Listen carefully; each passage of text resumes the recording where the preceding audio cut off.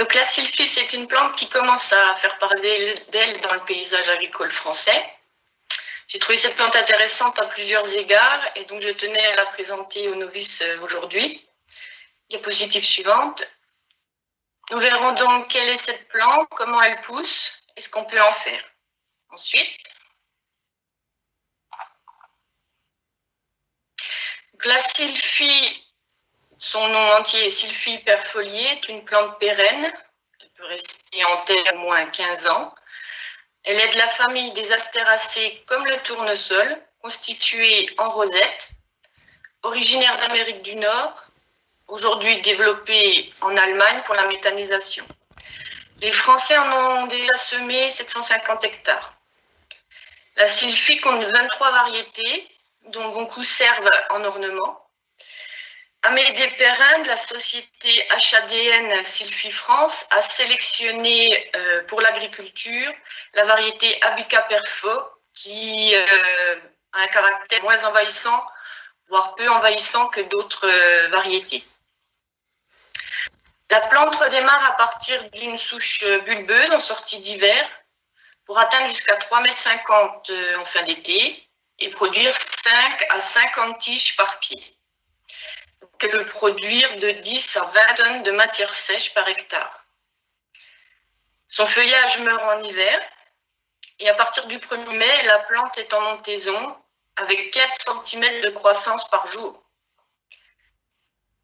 Elle a des fleurs jaunes très mellifères, donc qui attirent les pollinisateurs de juillet à septembre, à une période où il y a peu d'autres fleurs dans les champs. Elle s'installe lentement les 2 premières années. Et ensuite, son système racinaire devient dense jusqu'à 2 mètres de profondeur, sans stolon ni rhizome, avec un potentiel d'invasion donc qualifié de léger. Et ce système racinaire profond lui confère une bonne résistance à la sécheresse, ce qui peut être intéressant dans nos années climatiques difficiles. Elle s'adapte à toute terre, sauf les terres acides, et elle s'exprime mieux sur les bonnes terres à maïs. Il faut privilégier les terres à tendance humide avec un pH neutre à basique pour atteindre les plus hauts rendements. Elle supporte les terres hydromorphes ou inondables jusqu'à 3 mois d'immersion en hiver. Mais il faut éviter les sols compactés et l'usage du semis direct ou le semis sous couvert car la plante a vraiment besoin de lumière. Alors, il est possible de la semer en intervant avec du maïs la première année pour ne pas avoir une année sans récolte, mais c'est recommandé que sur les grosses surfaces. Voilà, si vous voulez en semer jusqu'à 2 hectares, il vaut mieux la semer en pur. Sur une parcelle, donc, à partir de la 2e année, si on la sème avec un maïs, le rendement sera moins généreux. Donc, elle se sème avec un écartement de 37 cm au semoir pneumatique monograine au 15 mai à 3 kg par hectare avec un complément de restarter. Alors, le coût d'implantation de la culture est très élevé, de l'ordre de 1 800 € par hectare.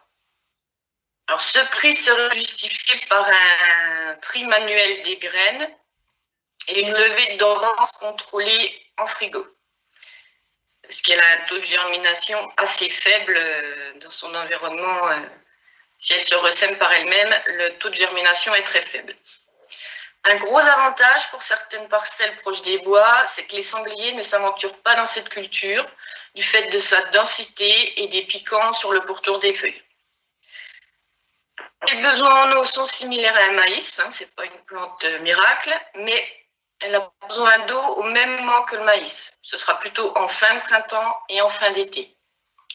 Et sous les fortes chaleurs d'été, elle ne flétrit pas, mais elle attend de nouvelles pluies pour pousser ou fleurir. Elle peut aussi supporter de très fortes gelées hivernales et les gelées de printemps, sauf en première année où tout risque de gelée doit être écarté pour la semer. C'est pour ça qu'on la sème au 15 mai. Il faut prévoir ensuite une fertilisation modérée, entre 80 et 150 kg d'azote chaque année, possible avec un apport de digesta, par exemple, en sortie d'hiver. Là, tu peux rester sur la diapositive précédente.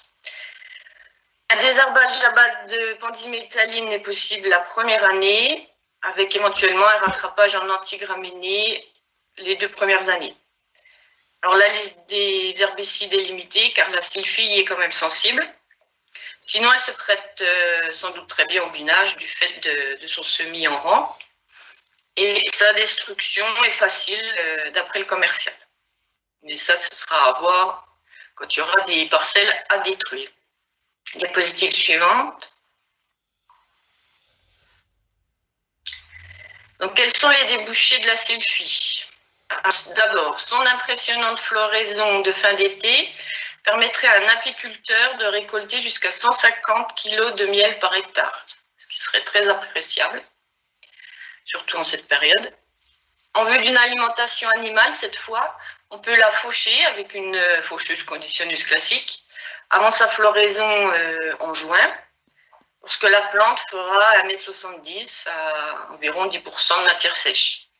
On peut l'ensiler ou l'enrubaner après un flétrissement au sol de 2-3 jours. Alors on peut essayer 20% de sylphie dans une ration fourragère sans risque, mais on ne peut pas la faire pâturer car il y a des risques d'acidose pour les animaux.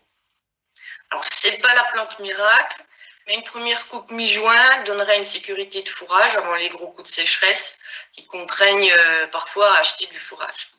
Ça peut être un bon complément et une diversification des fourrages sur l'exploitation.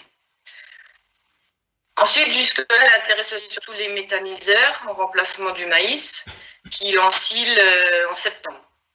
Alors, son pouvoir méthanogène serait équivalent à 1,5 hectare de maïs, voire moins si elle pousse vraiment bien dans la parcelle. Alors, d'ores et déjà, les chambres d'agriculture du Grand Est et de Bretagne expérimentent pour ces différents débouchés. Et je lance aussi une expérimentation dès l'année prochaine sur cette culture pour avoir des références locales. Donc, si vous voulez plus de renseignements, vous pouvez me contacter à ces coordonnées. Et je passe commande groupée de semences de sylphie auprès de la société HADN d'ici le 18 septembre pour ceux qui en auraient entendu déjà parler et qui seraient prêts à en semer quelques hectares en mai 2021. Voilà, je vous remercie pour cette partie sylphie.